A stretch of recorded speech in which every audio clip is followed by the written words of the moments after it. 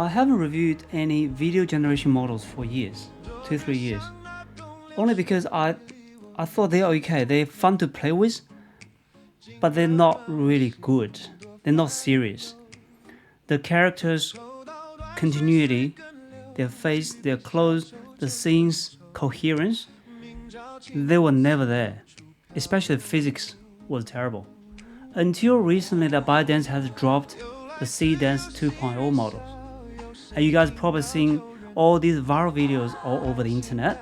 People recreating scenes of the movie, making music videos, using all the celebrity faces.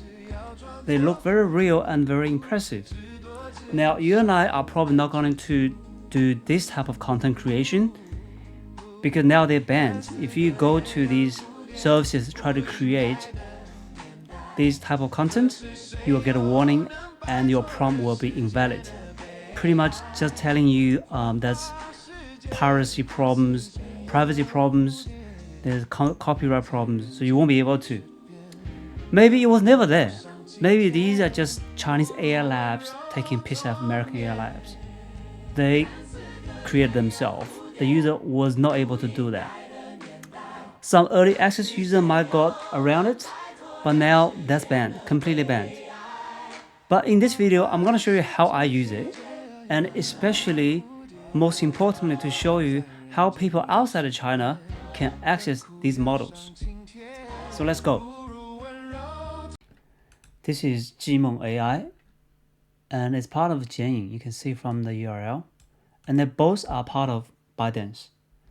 So when you come here, you can see it says Seedance 2.0, and by default is aging mode. So if we change that to the third one, which is generative video, and from here we can choose a different model.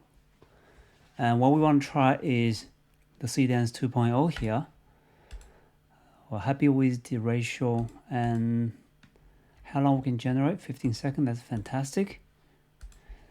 Now let's have a look at our script, which I use ChatGPT to write a cinematic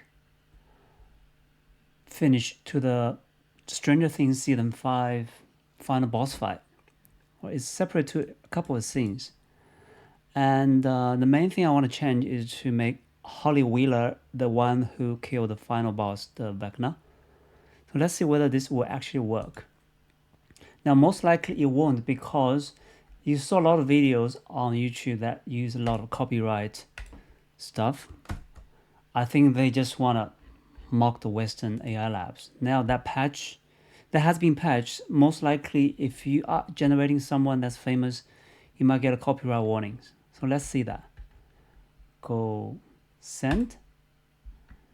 We have to agree this. And you have to log in, have an account to be able to use it. So I'm going to use my Douyin account, which I will explain later how we can get all this set up. So we're logging here.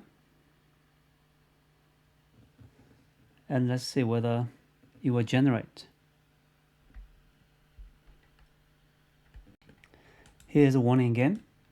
So basically it is telling you you should use your own photos, video that you have rights to. Otherwise, it's a copyright infringement. So no more Marvel, no more Tom Cruise or Brad Pitt, no more Kanye West or Snoop Dogg. Those videos were created by the lab itself, just to show the capability. You and I won't be able to do it anymore. So let's acknowledge that. So okay, it's already failed. Yeah. So basically it failed. It says what you provided does not align with the rule of the platform. So let's try something else. I have prepared a different script for a Formula One racing scene in a mountain track. Now I won't bore you reading it out. So let's pop that into our Jimeng. And as you can see, I can only do this once for free. So let's make it count. Hopefully it will give us a good result. Let's go. The first generation has completed. Let's watch it on the screen. Okay, see how it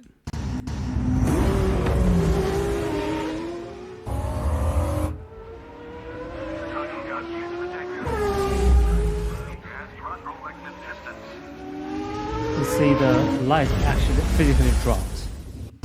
Okay, that's the end. Now let's have a look at the prompt, because I made some mistake in the prompt. So our prompt is a high altitude mountain circuit buried in the fresh snow. Actually, I didn't want the actual truck to be buried in the fresh snow. Looks less realistic. Storm cloud crawl over jagged perks and with two futuristic Grand Prix car. Now that's my mistake. I did not want a futuristic Grand Prix cars. Wing house, engine rise, soft radio static. We got that. Burst of comms, nothing fully audible, light drops. Now, light drops, this is what Copilot has created for me. Light drops, what we actually want is just light turning from red to green. It's not physically dropped. Clearly the model didn't understand that context, and you see at the beginning of our video, the light literally dropped. Both cars launch, carving, glow. Quick cuts between cockpit close-up. We've got that frost on the visors. Hands gripping control, we got that. And they drift through corners. Not perfect drift. I'll play this as I read through. And they drift through corners in perfect sync, which it got that perfect sync. Snow erupting around them like white sparks. Headlights slide through. Music builds. Finish sequence is through a narrow ice tunnel. Sparks. Snow mixing in the slow motion. Okay, so it pretty much got everything in the prompt, but that's not something I wanted to do. So let's have a look at the let's try a different prompt. Okay, let's play the second one. We'll bring the audio back. Here we go.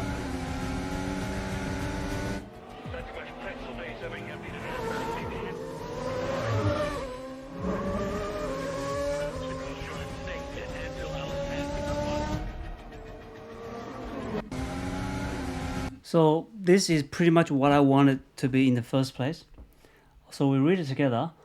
Create a super realistic and cinematic ongoing showing the middle of the race. I didn't want it to have a race from the beginning or the end because 15 seconds is way too short.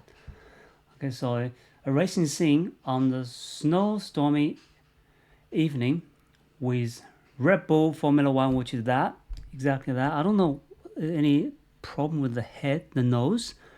Maybe that's what it looks like. And the Princess Peach driving a Mario Kart. There will be a close shot of both drivers on split screen, which you saw at the beginning. And the subtitle is Formula One versus Mario Kart in the bottom of the screen. And there will be a distant shot from snowy mountain track. We saw that. Both cars racing down, drifting, which it captured that as well. Cinematic background, music, radio chatter, we all got that. And ending scene with the title. So I say it actually captured and regenerated what a director wants within this 15 seconds. It's very impressive. If you want to see any flaws, because too short, it's a bit hard to say. Most scene looks pretty realistic. It mixed well with this super realistic Formula One car with Mario Kart with Princess Peach.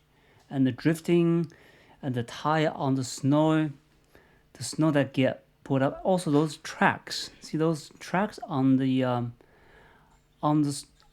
road looks much better than the first videos. Now there are a lot of things you can do to do a post edit if you have credit with the service. Right now we can't do that. For example, I'm just reading it out to you guys. This is to mouse the dialogue with your mouse, and then you can add more effect, music. You can make it high definition. All these cost money. If we have credit in this, I'm sure we can make this very production ready and can be used commercially if we can make it a bit longer and more details and have run through a few times. I'm very impressed by the quality, the result of Seedance 2.0. Next, let's talk about how we can access it. Where can we use it? The biggest or the main portal is the Gmon AI, which you saw we did it before. There's another Chinese chat app like the ChatGPT on your mobile. It's called Doubao, which now they already have early access to the Seedance 2.0 model. Volcano, I'm not quite familiar with that, but I've got Xiaoyunque, another mobile app I have downloaded. Now, most of these services, they have a web version and a mobile version, and usually the mobile version will give you the early access to these new models. So let's talk about how we can set up with these apps. Most Chinese application services and social media platforms, they are quite easy to register. Most of the time, you just need a phone number, and actually in some cases, you can only register with a phone number. So which brings us the most fundamental requirements that you need to have access to a Chinese mobile phone number. If you don't have one, you can stop watching now. But if you do, whether you have a friend or friend of friend that have access to a Chinese phone number, then keep watching, because all you need is use that phone number to receive SMS for the 2FAs. I also thought about eSIM. The problem with eSIM is most eSIM kind you get before you travel Asia, for example, you get from online, from third party. Those are data SIM. And even you manage to get a SIM that comes with a mainland or Hong Kong number, while you are still overseas, you won't be able to. While you're still in your own country, you won't be able to activate it. And the only SIM I know, eSIM I know that supports the 86 number is the provider from China, the China Unicom, China Telecom, those big ones. There's only 3 of them. So I don't think eSIM is a solution for now. Once you sort out your Chinese phone number, the next thing you want to do is register a Chinese email. Why? Because in China, the iPhone cannot use iCloud email anymore. You cannot have an email end with iCloud.com. Apple does not let you to create one. So you have to use a Chinese provider-provided email and use that as your iCloud account. Here are a few popular email providers in China. 163, sign up. In our example, I use 163, which is the NetEase. Go to the website, click on top right, register. They will give you a free email address. Now, if you choose your phone number as your email address, just type your Chinese phone number here. Your Chinese phone number at 163.com will be your email address. Now, if the person who's sharing the phone number with you, they are using the phone number for other things, I'll suggest you to use this second option, which you will create an email address like everywhere else. And then you put your password in and then a phone number. In this case, you will have your individual email address, and that phone number will be used for verification 2FAs. So you won't occupy that domain because your friend in China might actually using it for something else. But in my case, I just registered my phone number here and that become my email address. Step number 3, register an iCloud account. Now the biggest difference compared to the Western iCloud accounts, you don't get iCloud.com. So what you need to do is go to the website, iCloud website, and normally you need to scroll all the way down, go to the region on the bottom right, select your current location, and then change that to mainland China, right here. Click that. And then it will actually switch to a different website because the iCloud provider in China is operated not by Apple, by its Chinese partners. The funny thing is, once you come to the Chinese website, there is nowhere you can change the location back. That's why I did it in the private. It's a bit funny. And then you will go create your Apple account from here. On this page, this email address here will become your iCloud China's account, and you cannot use iCloud.com. So you will be adding your 163.com email here, which is your iCloud once it's created. And then under the phone number here, you're gonna put that your friend's Chinese phone number, and then select SMS as a verification. This is the second place you're gonna use this phone number. When you create it, it will ask you to provide a SMS. So your phone will be receiving SMS once I clicked create. Once you created your iCloud China account, go straight into the account and add a second verified phone number, which you can use your local phone number. Doesn't have to be Chinese anymore. So when you're doing future verification that's Apple related, you can get the SMS sent to your phone without bothering your Chinese friend. But you cannot remove that Chinese phone number because the iCloud China requires at least one Chinese phone number that starts with 86. We are nearly at the finish line. Last thing you need to do is go to your iPhone, go to the media and the purchases, and just sign out and sign back in with your Chinese iCloud account. Once you switched your App Store account to the new China iCloud one, it will be default to your current region. So make sure you tap on the name, go to your account, and change the region to China mainland. Step number 5. Which app should you download and set up first? It has to be the TikTok Chinese version, which is called Douyin. Why? Because Douyin could be your ticket to many other services and apps. Not only just for the mobile, even you set up on the mobile, it can be used on the desktop. Remember I said before, a lot of Chinese services can be accessed either by a mobile phone number, a Chinese mobile phone number, or a TikTok, the Chinese version of TikTok. And this is the reason. Now I'm gonna share these links in my video description so you guys can just click it and it will take you to the China store and switch to the app you need to download. So don't worry about it. The first one is Douyin, which is a Chinese TikTok. Once you have TikTok installed on your phone, go register, and at that moment you can register using your Chinese iCloud, which is the one you just created. You don't have to register Douyin with your Chinese phone number. You can use your Chinese iCloud, and that's how you get around. Once you got your Chinese TikTok set up, come to the Gmon website and click on this register or sign in. You're gonna agree and watch what happens. You can now sign into this desktop version of the Gmon with your mobile Chinese TikTok. Just scan that. You open a TikTok and on the top left it says look for this symbol. It will open up the camera and log you in on this desktop website. Remember, this is the camera within the TikTok, Chinese TikTok app, not your actual phone camera, okay? And then you will be signing into this desktop version.